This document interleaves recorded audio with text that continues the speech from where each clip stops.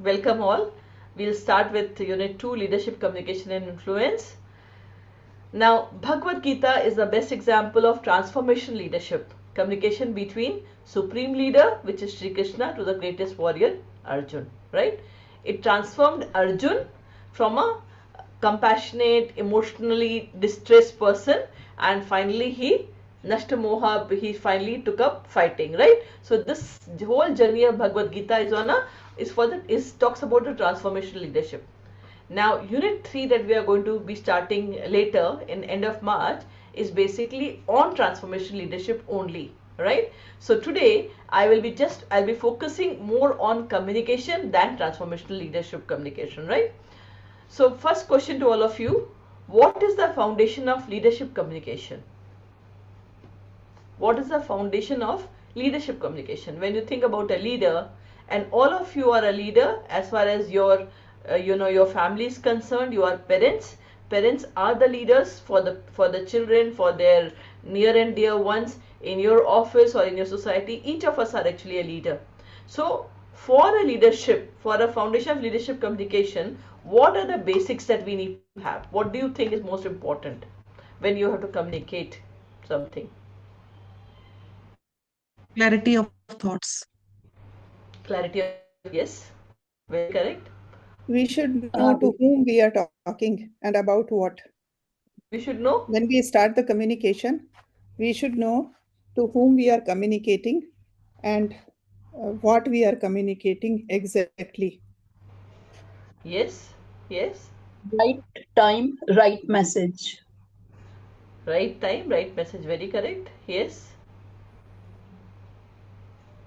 What will be the characteristics of the communication? If I reframe the question, what will be the characteristics of the communication that you would like to see or you'd like to do? Clear message and Language, brief. understandable language. Clear and brief, okay. Explanatory, brave, and language should be that which is understandable to others with the help of examples. Okay. Anything else? Mataji, understanding the perspective of others, feelings, perspectives, empathy sort, Yes, it should be empathetic, empathetic, yes. empathetic. Yes. So all of those that we're talking about can be summed up into few things.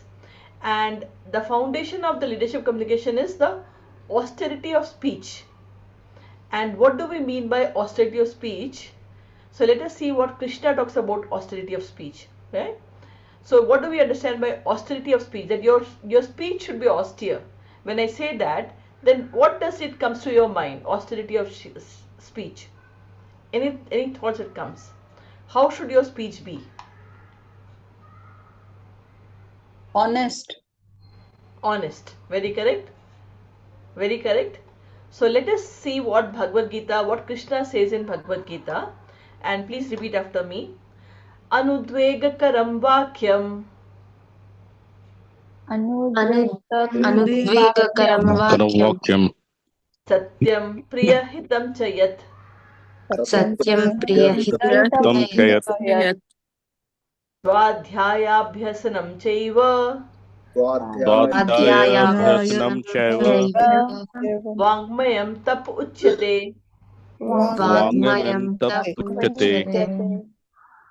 This is a very, very important shlok which talks about how the speech should be.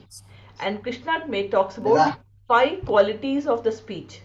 First is anudvega kara vakyam. It means whatever vakya, whatever words that we use, it should not be actually agitating the minds of others. It should not be agitating. It should be calm. Someone talked about peaceful, calm, right? It should not be. It should be compassionate. So it is basically, it should not agitate anyone. Whatever words that you are using, it should be satyam. Satyam means it should be honest. Someone said. So it should be truthful. It should be truthful. It should be priyam. Priyam means it should be pleasing. The words that we use should be pleasing. Hitam. It should be for someone's hit. Hit means it should be beneficial to others.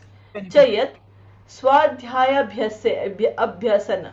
Swadhyaya means reading of scriptural Vedic knowledge again and again. Abhyas matlab practice. Practicing the reading of Vedic knowledge again and again. And that is called the austerity of speech.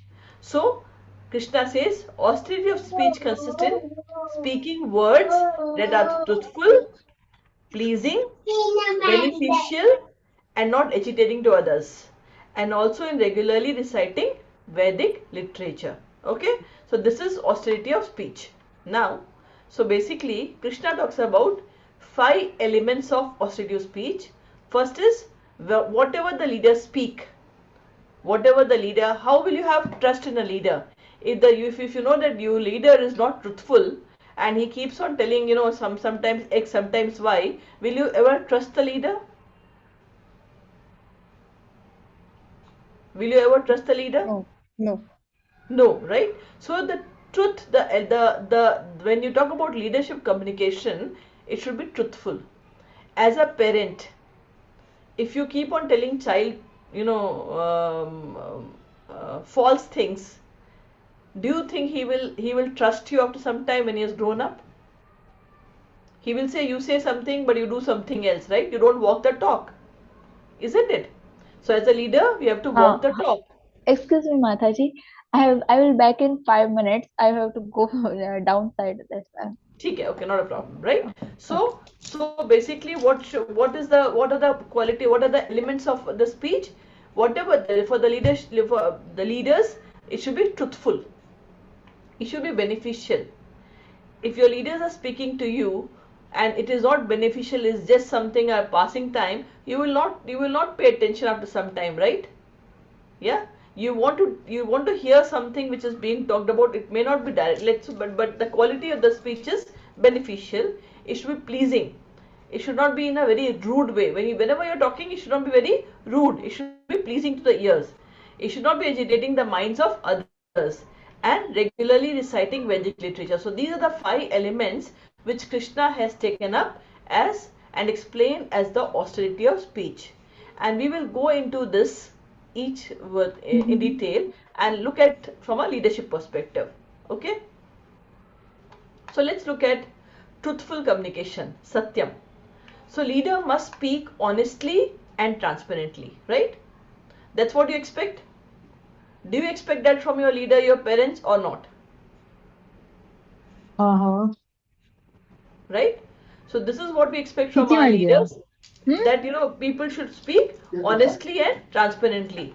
So authentic leaders, what do? They do not manipulate facts and they communicate reality with clarity. We talked about the when we expect things to be put in clarity, right? So we expect it to be, we should not manipulate facts and we should communicate with reality and clarity. So truthful speech builds trust. What will happen if there's a truthful communication, if the leaders are honest and speaks transparently, maybe even if even if things are wrong. For example, we saw the case of Aishwarya Mataji, can you mute yourself please? We saw the case of Satyam, right? What we saw, that there was no honest communication. The leader always was not transparent to the employees but kept on hiding things, right? And if the leaders are like that, what will happen? The company will break and then people will lose faith, isn't it? Employees will start leaving their companies because they don't know, they don't trust their leaders, they don't have trust on the leadership. So authentic leaders, so what is very, very important for the leaders, that they must speak, how their communication should be, honestly and transparently. Even if in an organization is not doing well, it is important to communicate that. But how to communicate, we'll see later. But that information needs to be communicated with a roadmap. What is the plan, how we are going to revive it back. Similarly, parents, or they need to speak truthfully with their kids or have that environment of honest and transparent conversation at home, yeah, or in among the peers. What will happen? Then the trust will be there and together people will win, isn't it? So what will happen when there is a truthful speech? It will build trust, It protects dharma and drives people towards righteous action. So we saw this in Bhagavad Gita. What did Arjun do? Arjun's honest communication, what did he do? Although he's a great leader, we talked about this earlier also, that Arjun is the greatest warrior. He is the greatest. There was no other warrior as great as Arjun. But even when he was faced, when he came in the Kurukshetra war and saw Bhishma and Drona standing in front of him, what happened to him? He lost his composure. He became compassionate. He became weak. Right? That's what happened. And the best part is he expressed that openly to his guru. He surrendered to Krishna and asked for help. And that is why Krishna could actually help him to transform and tell, and it was a very truthful communication between Arjun and Krishna. So what did Arjun say? Arjun said, Karpanya dosho apahat subhava prithami tvam dharma sammudha cheta yat shreya sya nishchitam bruhi tanme shishyaste aham shradhimam tvam papana. He says, I am confused about my duty. Even a great warrior like Arjun got confused about his duty, and I have lost all my composure because of my miserly, because my mind is not working. In this condition, I am asking you to tell me for certain what is best for me.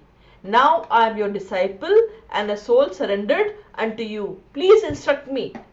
Arjun is asking Krishna to. So this is a honest communication between a disciple and a guru, right?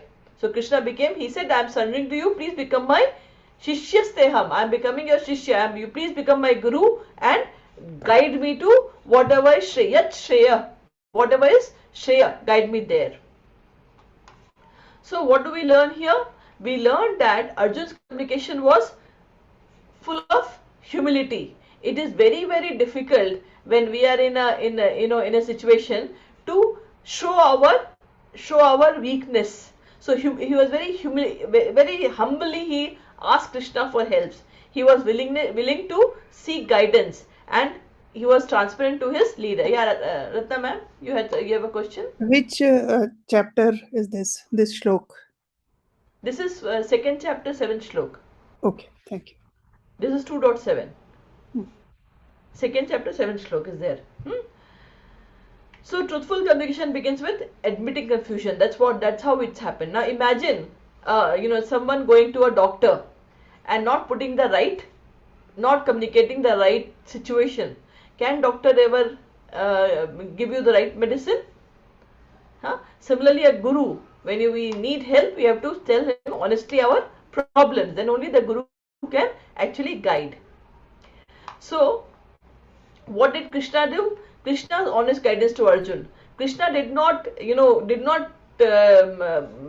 just say, okay, no problem, I will take care of it. I'm Supreme Lord. You don't have to worry. No, Krishna very clearly made Arjun realize about who he is, what his dharma is, and if he doesn't fight, what is going to be the consequence of the war, right? What is going to be the consequences? Krishna told him that being a Kshatriya, what will happen? You will die in the battlefield, maximum. You will die in the battlefield, still it's okay. So he was very, very transparent. He was very, very transparent. And he told the truth, although he told the truth with all the options, right? So this is a lesson that we need to learn. Many times what happens when there is a situation and we as a leader, we hesitate to give the right perspective as what bad can also happen or what is the truth. So it is important that just like Krishna told gave both the perspective to Arjun, that what is good, what are the consequences that will happen, what is your duty, and what is the right thing to be done, right? Similarly, this is what leaders should do. Yeah. Then truthful communication, a very good example is about Yudhishthir. So we all know that Yudhishthir is considered the king of truthful speech, right? Yudhishthir is considered as a Dharmraj, right? And he is famous for being truthful. But what happened? It is believed that his chariot used to actually float in the air. One Ek bitta. It used to be up the ground because he always spoke truth, and because of that he had credibility. Everyone knew that Yudhishthir will never speak lie, that doesn't speak lie. So credibility, moral authority, and everyone trusted his leadership, right? Deepti Mataji, right? Hmm? Mataji, you're on mute. Hanji Mataji, ji, yeah, because at the time when the Battle of Mahabharata was fought, it was only Yudhishthira's word, because which Guru Dronacharya believed when Ashwathama was about to, Yes, matlab, wo jo tha sara, when he said Ashwathama hato hata. right, Ji, very the correct. So elephant was maybe, killed and Hanji. yes, so that is the next point. So maybe you can tell the story. What happened? नहीं माताजी, So, आपके आपसे सुनना ज्यादा अच्छा लगता है please. so we, that's why we talked about Yudhishthir, that he was Dharmraj, and in his life he only told one lie. He doesn't tell lie. It was considered as lie because he spoke, consciously. It was spoken in such a way that it cannot be heard clearly. So I'm sure all of you know this story, but still I will repeat the story. This was the story of Dronacharya, how he actually left his body. So at that point of time, when the Kurukshetra war was fought, it was all with rules and regulation. It was with a lot of rules and regulation, and they used to, as a Kshatriya, they used to fight. Fighting used to happen from after once the shell has, what do you call it? शंख के बजने से शंख के evening तक लड़ाई होती थी. After the war is over, everyone used to be friend. They used to go to each other's shivir. They used to exchange talks and be with each other. That's how it will be. To the extent that Yudhishthir went to Bhishma Pitama, Dronacharya, and asked him, "Tell me, how will you die, so that I can do that?" So that was a type of relationship, and the talks they used to have happen between the Kshatriyas. So he went to the Bhishma Pitama and asked, "What is the way to kill you?" Definitely Krishna knew, but and Dronacharya said, "Fine, I will tell you when the time comes." And he told that no one can kill me unless I put my weapons down myself. And then he asked, "And what is the way to get your weapons down yourself?" So he said, "I have only one weakness, and that is my son." And his son's name was Ashwathama. Yeah, so he said, "I have only one weakness, and that is my son Ashwathama." So what happened? First 10 days, as Bhishma Pitama was leading the war, and 11th to 15th day, it was Dronacharya. He was leading the war, and at that point of time, he was butchering the Pandavas' army like anything, and it was very, very important to control Dronacharya. So Krishna went to him and said, "Yudhishthir, the only way now is somehow declare that Ashwathama is dead, because otherwise Dronacharya is not controllable." And Yudhishthira said, "How can I declare that? Because so Bhima was standing there. He went and he killed an elephant called Ashwathama, and he came and started shouting from there, 'Ashwathama is dead! Ashwathama is dead! Ashwathama is dead!' And when Drona heard that Ashwathama is dead, he said, 'I don't believe Bhim. I only believe one person, and that is Yudhishthir.' And he came running to Yudhishthir, asked, 'Is Ashwathama dead?' And Krishna had told, 'Yes, Ashwathama is dead.' So Yudhishthir said, 'Ashwathama, is dead. I don't know whether it's elephant or Manav.' That he spoke very lowly. As soon as Ashwathama is dead, Dronacharya left everything and left his body also. Yeah. So that is the power of truthful communication. Sorry, Right? Mataji. I would just like to add here, like what I heard was ki Yudhishthira, when he said Ashwathama hato hata narova, when he was about to say Kunjarova, at the time वो शंख बजा दिया गया था और Right. Yeah. इसलिए So वो तुरंत कृष्ण ने बोला, "शंख शंख बजा दो." and तब तक जाके द्रोणाचार्य ने समाधि ले लिया था, and he had left his body, but formally it was killed by, like, it was shown at harm, मतलब it was, but that is right. Immediately शंख बजा दिया गया कि वो सुने ही नहीं हुआ, but Yudhishthira also spoke lowly, and because of that, when he died, when he was going, he was actually shown hell.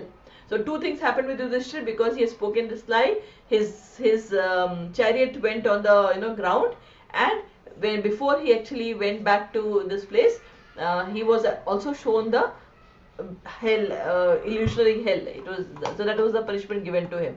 So even slight deviation from truth affects integrity, right? So this is what we learn from Dronacharya's. So as a leader, we have to have a truthful communication, so that is what we expect the leaders to do, and that is what all of us as a leader needs to do, so that will build a trust among the people with whom we are working, and it will also guide them in the right direction. Next is beneficial communication. That is, after that, it is the beneficial communication. So first thing is, it should be truthful communication. Next is beneficial. That is hitam.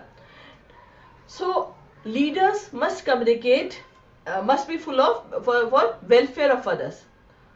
Whatever leaders communicate, it should be for welfare of others. So authentic leaders communication, what it does, uplift people and guide them towards the right action. Krishna guided Arjuna towards dharma, spiritual progress, not personal gains. So we can talk about the story of Vidur. So what happens? So whatever communication a leader does, it should be for hitam, right? So like Vidur was, we all know who was Vidur. Who was Vidur Vidur? was a step brother of Dhritarashtra Dhritarashtra. and Pandu, I think. Right. He was stepbrother, and he was extremely wise. Whatever may happen, he used to always give the right advice to Dhritarashtra, right?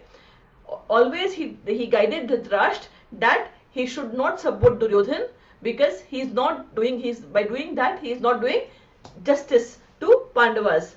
And then he also always guided Dhritarashtra that Duryodhan's arrogance has to be stopped, and always he asked for returning the kingdom back to Pandavas. So to the extent that once how Vidur actually left the palace. So Vidur, when the discussion was happening in the Kaurav's side, and Vidur went to Dhritarashtra and said, enough, Krishna, we have to at least give the five, we have to at least go agree with Krishna and give the 5 villages to Pandavas. But Dhritarashtra was not listening, and there Duryodhan and everyone had come. Duryodhan, Karn, Shakuni, all of them were there, and they were planning about how to actually capture and win over Pandavas. And then Vidur said to Dhritarashtra that because of your love and other things towards Duryodhan, what is happening is you are actually doing injustice, and this will cause for not only your fall, it will cause the fall for the entire dynasty. And Duryodhan, when he heard that, he got very, very angry, and he said he got so angry on Vidur. He said, who are you?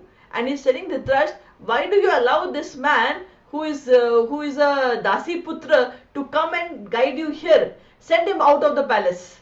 And when Vidur looked at Dhritarashtra kept silence.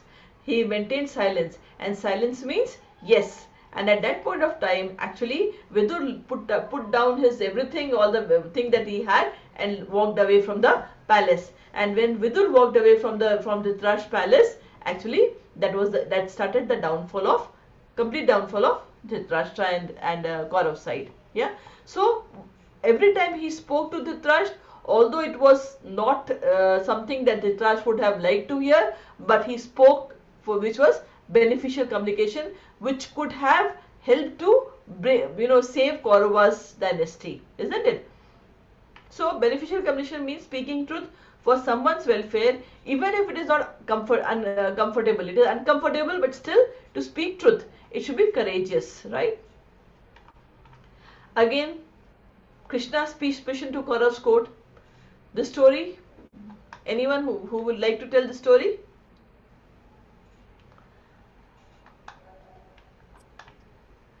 So when the war it was about giving 5 villages to Pandavas, right, as an alternative to the war.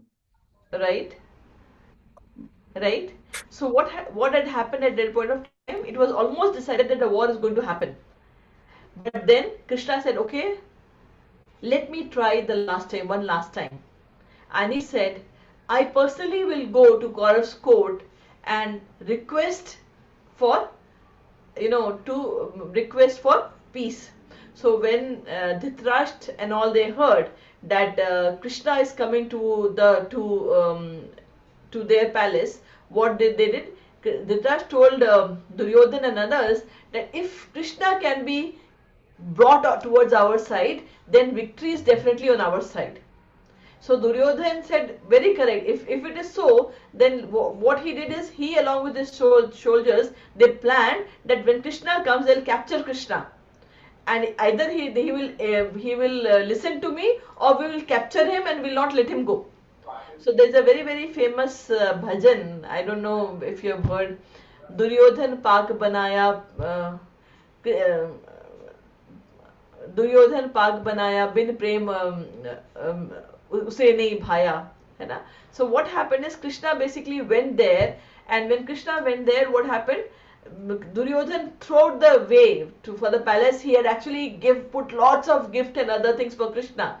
And finally when Krishna reached palace, he said, I just want to have this discussion that we should avoid war. I just want these 5 villages to be given to Pandavas. And Duryodhan said, forget about 5 villages. I will not even give something which is equivalent to a the point of the needle. That also we will not give.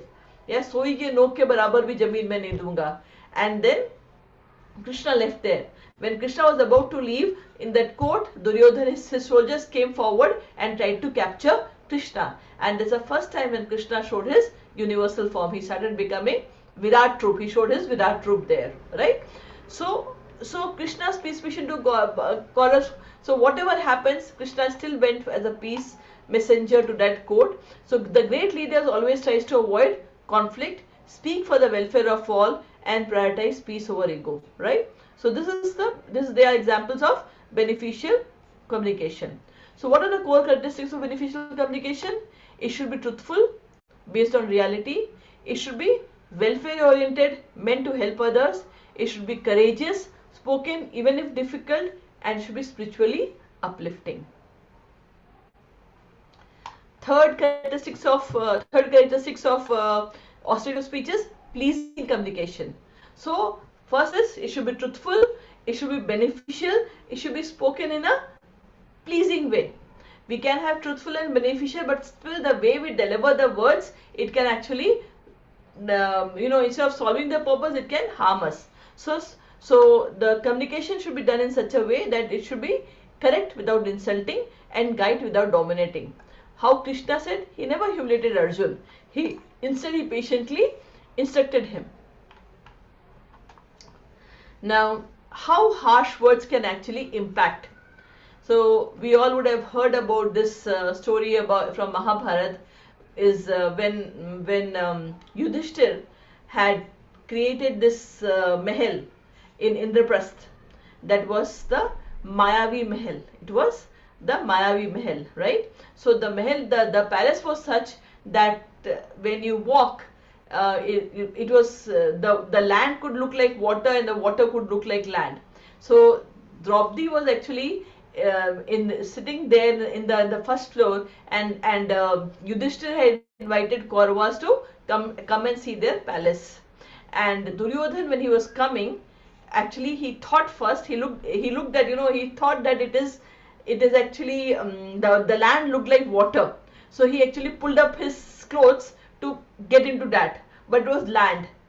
And then what happened, he slowly walked from there, and then what happened later, he saw that it is water, it is land, and he actually, it was water, and he tried to step in that, and he had fallen there, right? And Draupadi, when Duryodhan fell, Draupadi actually laughed and said, the son of a blind father is also a blind.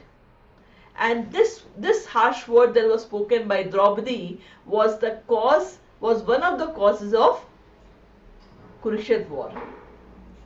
This was one of the cause of Kurukshetra war. Because of this insulting words or harsh words that was spoken by Draupadi to Duryodhan, what happened? They got very furious. When they went back, then there was a dice game conspiracy. They planned for the dice game. Then Draupadi was insulted in the Sabha. We all know about that. And finally, Kurukshetra war happened, right? So a single harsh remark can actually ignite long-lasting hatred, right? It can have dire consequences. So whenever we speak, we should try our best to speak in a pleasing way, because delivery really matters. Yeah, and also what the choice of words that we use also matters a lot. So there's a story of a fisherman and the gold bag. So once what happened, a fisherman, he had actually fished some special fish. He took that fish and came to the palace. And when he came to the palace, the king actually was happy and gave him a bag of gold coins. Now, the fisherman was very happy, and when he was returning, when he returned, the queen got very, very angry. The queen said, what did you do? You have given us a full bag of gold coins to the fisherman. Tomorrow, another fisherman will come, will get fish, and you will again give a gold bag. So this is a very big mistake you have done. So the king said, yes, I'm sorry. I didn't realize it. So he said, okay, let's do one thing. You call the fisherman and ask him that, which the fish was a male or a female.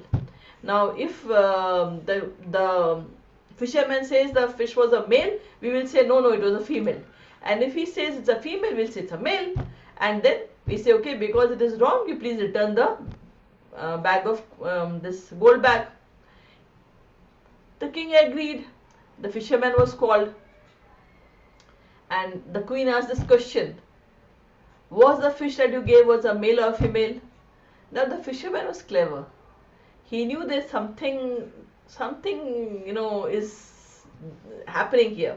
So very smartly he said, it was neither male nor female. The queen was quiet, and the king laughed a lot and again gave another bag of gold coin to the fisherman.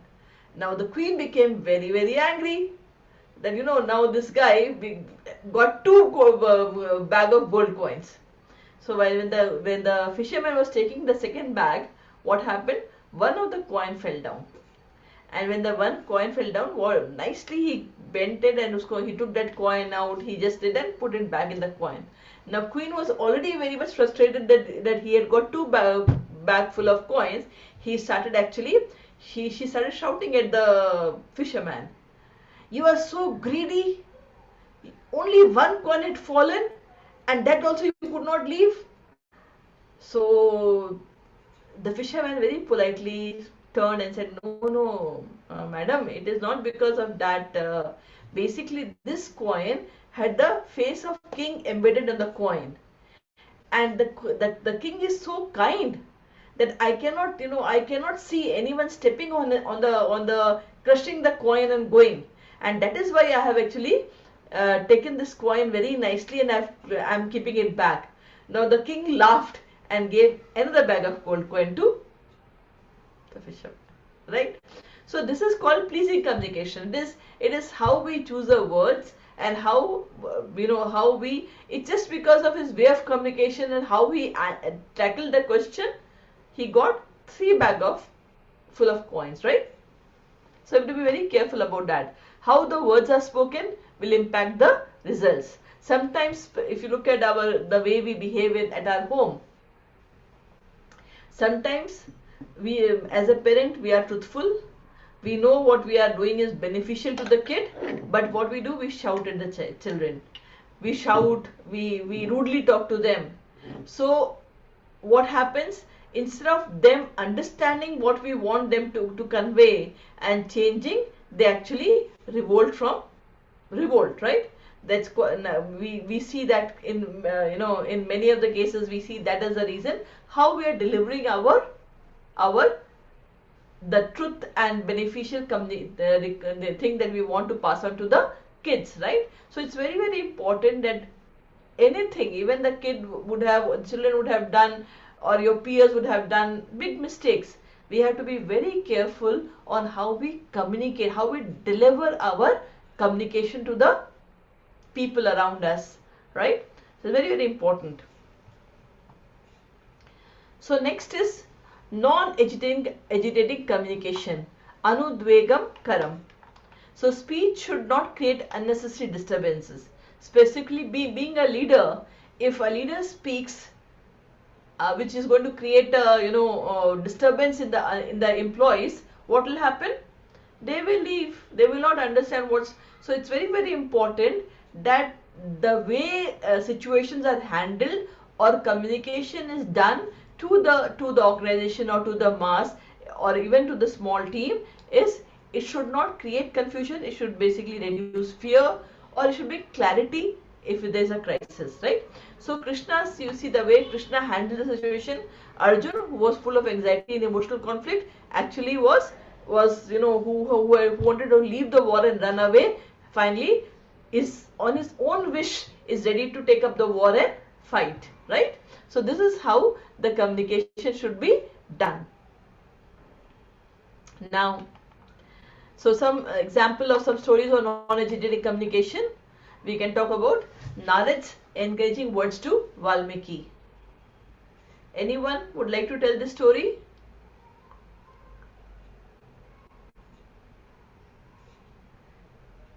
Who all know the story Some about brief Valmiki? idea is there that Valmiki was a robber, big robber, and used to kill many persons while doing robbery. So once Narad said that you are doing bad work and you should pray to the God, and then you will do this sign. I don't know the clear story, but this is there. He said that I don't know to speak the Ram. I only know that I have been killing the so Mara Mara I can. He said, okay, don't keep on chanting Mara Mara. So Valmiki sat and keep on chanting Mara Mara. And when it turned to Ram, he even himself doesn't know that he started speaking Ram, Ram, Ram, and then he got the moksha like this. It is there. Somewhat Yes, brief idea. Yes. it's very, very true. So Valmiki was actually, his name was Ratnakar. He was actually a dacoit. He was a robber, and he used to he used to actually loot the travelers. And he did, and once when Narad was crossing from there, so what happened? He actually tried to loot the Narad. So Narad asked him, "What are you doing?" He said, "This is my job. I do it to feed my family." He said, "Okay, you are doing this for your family, which is actually very sinful. Do you think that your family is going to share the sin that you are going to incurring by doing this?" He said, "Yes, they will. Why not?" He said, "Okay, why don't you go and ask your family?" So what happened is, the Ratnakar went to his family and asked that I'm robbing and getting money here, and I have been told that is going to actually I'm going to incur sin for that. Will you all share the sin that I'm going to incur out of it? So everyone said, the son and the parents, they said, why should I take care of your part, be a part of your sin? It is your job to give us food, and we only bother about the food. We will not take care of your sin. We will not be a part of your sin. So then Ratnakar was taken aback.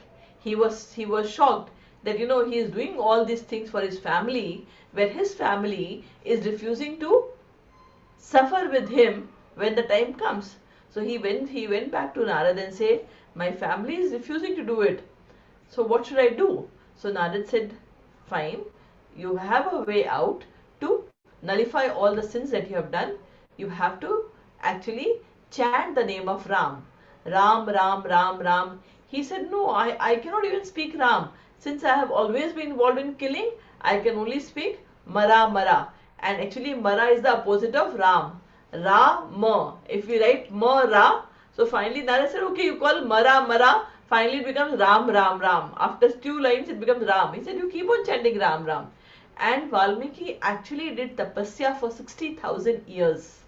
Valmiki Ratnakar actually did tapasya for 60,000 years, and to the extent that the anthill grew over him, and that anthill is called Valmiki, and that is how Ratnakar got the name of Valmiki. So when Narad ji was again passing through that, he saw Valmiki and he blessed him, and then he got the knowledge to actually write Ramayana. So Valmiki has written the Ramayana, right?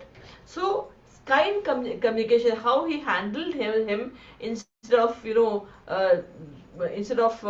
scolding, or he actually did such a nice communication with Ratnakar, that from a robber he became a great sage, isn't it?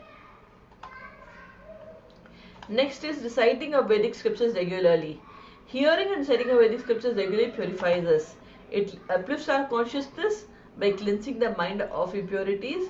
It controls our mind and senses. It helps us to control our mind and senses, hence clarity in thinking. It strengthens memory and concentration.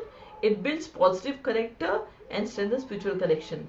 Leaders have where we talked about that pyramid, where we talked about IQ, EQ and SQ. SQ spiritual quotient is the highest. So for great leaders, the spiritual quotient is high, right? So this is how, now, so these are the five. This is the explanation of all the 5 elements of austerity of speech. And as a leader, whenever we speak, we have to see that we are meeting these criteria, right? So the question is, how can we do it actually? How can we implement this in our daily life? So how can we apply this in our daily lives? Yeah. Any questions, clarification?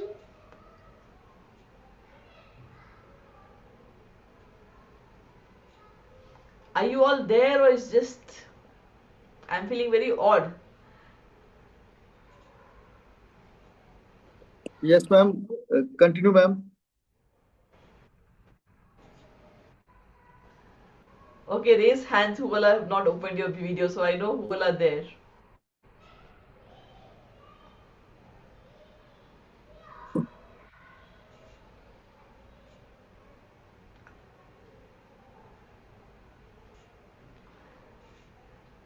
Okay. Okay. Amit, you are there. Okay, Madhusudan and Rajkumar, Prabhu, are you there? Ji Mataji, I'm here. Yeah, you are there. Madhusudan Prabhu, are you there?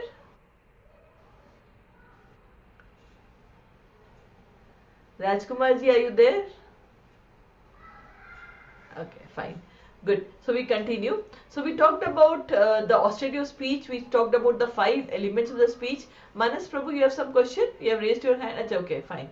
So we saw the 5 elements of speech. Now the question is, how can we apply these elements in our daily life? I think we saw that, from a leader's perspective, they all are very, not even for leaders, we all are leaders. For all of us, it's very, very important. How can we apply these elements in our daily lives? And this is a small, there's a small shortcut in which we can check that whether how our speech is, which is called SIM. SIM is source, intent and mode. Source means what am I speaking? We have to put a filter. Source, what am I speaking? Intent, why am I speaking? And mode, how am I speaking? If we can have this filter, SIM filter, then what will happen? Whatever speak we'll do will be actually fitting in the criteria of austerity of speech. So let us see what these are. Source, what am I speaking? So we have to think. Content begins with source. Whatever you're going to speak depends upon the source. Evaluate what we are going to speak. Is it truthful? Is what am I saying factual and accurate to the best of my knowledge? Am I representing the situation as it is without exaggeration or distortion? This will help us to check whether what we are going to speak is truthful or not. Then is intent. intent behind our speech reflects our motivation. So, is my motive constructive? Am I going to help, inform, or inspire others? Or my intent is selfish, aimed at furthering a personal agenda or boosting my ego or hurting someone? So, these questions will help us to know whether the, the words that is going to flow from my mouth is going to be helpful or it's going to be non-helpful. So it is beneficial or non-beneficial, right? So intent will help us there. Source will help us whether it is truthful or not. And third is the mode, how we are delivering, how am I speaking. You will check, is my tone pleasing even when I need to speak uncomfortable truths. Many times we have to speak uncomfortable truths. Still then, am I putting the words in such a way that it's pleasing, or am I going to agitate someone and maximum, or I'm going to agitate someone, right? So these questions will help us to say, to put a filter in what we are going to say, to check whether it is falling into the austerity of speech or not. Yeah. So this covers basically the first part as the foundation of communication. So the foundation of communication is, we have to speak, the leaders speak, honestly, the truthful, it should be beneficial, it should be what do you call it, it should be beneficial, it should be pleasing, it should be non-agitating. These are the 4 criteria that needs to be done. Many times we have to speak which is uncomfortable truth. Even that we have to deliver it in a mode which does not hurt or insult others, right? Now listen, so what is the second part of the communication is, how does the leader communicates? First thing is leader, we talked about these things communicate. Now let us go into this. So the communication happens with compassion and understanding. We saw how Krishna had done, right? It happens with compassion and understanding. Arjun's state was confusion, fearful, emotional distress. Krishna first understands and listens to Arjun's mental state before guiding him, right? Now this is something, there are 2 shlokas that I'll be taking here. This is from a book called Nectar of Instruction, and this book is basically is supposed to be like ABCD of spiritual knowledge, where what basic behaviors that we need to practice to progress in our spiritual life. So the first slok is Vacho Vegam Manasah Krodha Vegam Jivya Vegam Udaro Upastha Vegam Etan Veganyo Vishaheta Dhira Sarvam Pimam Prithvi Sashishyat. So basically in this it says that Vacho Vegam, Vacho is basically whatever words that we are going to speak, our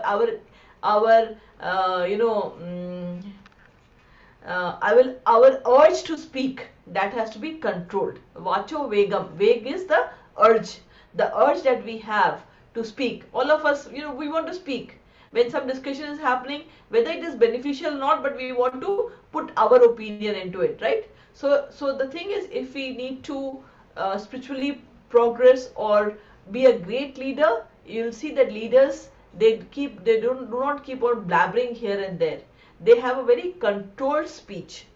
So basically Vacho Vegam, they will control their urge of speaking, and that is, so not only urge of speaking. So there are 5 things that I have told. This is told by Rup Goswami.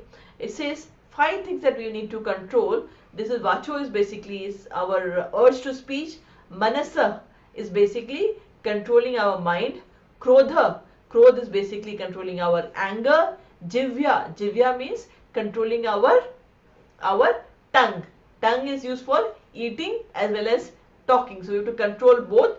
And Udara is basically the stomach.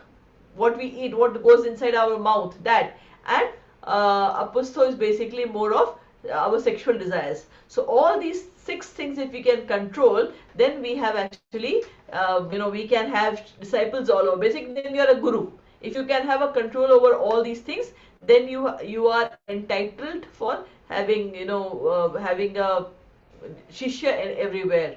So this is basically very very important. You will see that leaders don't blabber. They are very controlled and they think twice before speaking the words. Yeah. So vacho vegam is a very very important criteria characteristics for us to have.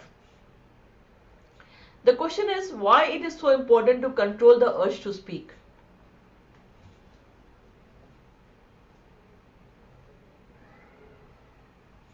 Question to all of you.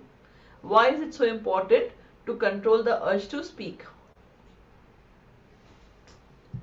Because it's a irreversible process. Right? Very correct. It is reversible. What more? Because sometimes you don't know what state of mind you are, and you can speak something which can hurt other person. Yes. And it may not be in the, it means it's not pleasing, it can agitate, like that can be there. So we have to think twice before speaking, that's there. Because, well, once said, they are said. Yeah. एक बार words निकल गया वो निकल गया. It can't be brought back. Right? It's just So like a तीर जो वापस नहीं आ सकता. वापस नहीं आता. Right? So have you heard about this the frog? So during rainy season, what happens?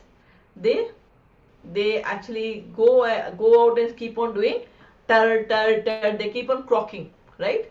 So they think that they're doing a wonderful job of sharing their expressions by croaking. But what happens? That croaking of the frog is actually inviting snakes to come and kill them. The croaking of the frog is actually the cause where the snake knows where the frog is and finally goes and kills them. So unnecessary talks is going to harm us, right? So let us see. It's called prajalpa. Unnecessary talks is called prajalpa. Yeah. So the right word for unnecessary talks is prajalpa. And again, same nectar of instruction. The second slok which goes like this. अत्याहार प्रयासश्च प्रजल्पो नियमाग्रह जनसंग्रश्च लौल्यम च षड्भिर्भक्ति विनश्यति. They are again the acharyas warn us that we have to have control on 6 things, and if we have control on these 6 things, then we are a good leader. What are the things? These 6 things. First, eating more than necessary or collecting more funds than required. That is the first thing. Atyahar. Ahar is basically the food. So eating more than necessary or collecting more than you need. Second thing is prayas. Over endeavoring for mundane things, for material things, running after material things and trying to obtain that more and more. Then third is prajalpo. Prajalpo is talking unnecessary about mundane subject matters, which is more, it doesn't really add any value. It doesn't fall into the 4 criteria that we have talked about. Doesn't when you apply the 3 filters, it will fail. Then the fourth is niyam agraha, that is basically practicing the scriptural rules. And the fifth is associating with worldly minded person and being greedy on achievements. If we have this six what do you call it, activities, if we do, then basically it pulls us down. So what is prajalpa? Prajalpa is basically useless, excessive or frivolous talk. And how prajalpa impacts us? Because if we keep on talking, somewhere some talks happen and then it will, it goes into a spiral. So it disturbs our mind, it destroys our devotion, it leads to gossips, it strengthens our material consciousness and it wastes our human life. What is this human life meant for? What is this human life meant for? To break the cycle of Born and death. birth and death. Our human life is meant to break the cycle of birth and death. But if we are using our tongue for talking anything else but which is going to help us grow spiritually, yeah, then basically we are wasting our human life. Does it mean that no, if I'm a teacher, I'm teaching, that I'm wasting? No, that is my dharma. That is my duty to teach and I get money which I can help to raise my family. But the thing is, finally everything, our goal is to break the cycle of birth and death. And if we waste our energy in doing all this prajalpa, then we are wasting our human life. So this is one story about prajalpa. This is another story about prajalpa. That is how this talks, which is not really having loose talks, and how it can actually destroys. And this is a story about Daksh Prajapati. So what happened once? Daksh, you know who is Daksh? Yeah, so Daksh basically had invited all the devatas, was they had invited for some discussion, and when Daksh entered the Sabha hall, all the Devi Devatas, they stood up except for Lord Shiva. He did not stand up. And when he did not stand up, Daksh felt very, very humiliated. He felt very, very humiliated. So what he did was, he started talking, doing loose talks about Shiva. That Shiva has no. He started talking ill about Shiva.